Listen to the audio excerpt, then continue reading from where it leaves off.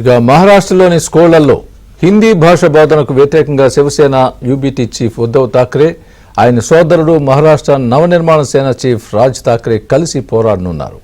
ఇద్దరు నేతలు కలిసి జూలై 6న జరిగే భారీ ర్యాలీలో పాల్గొననున్నారు. ఈ మేరకు ఉద్ధవ్ ఠాక్రే వర్గానికి చెందిన సీనియర్ నేత సంజయ్ రౌత్ ట్వీట్ చేశారు.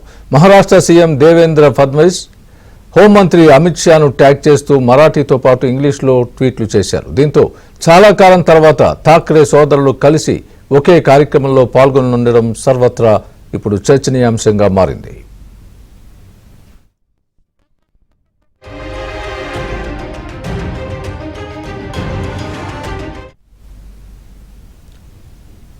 హిందీ భాషను తమపై రుద్దకూడదని ఉద్ధవ్ రాజ్ ఠాక్రే చెప్పారు.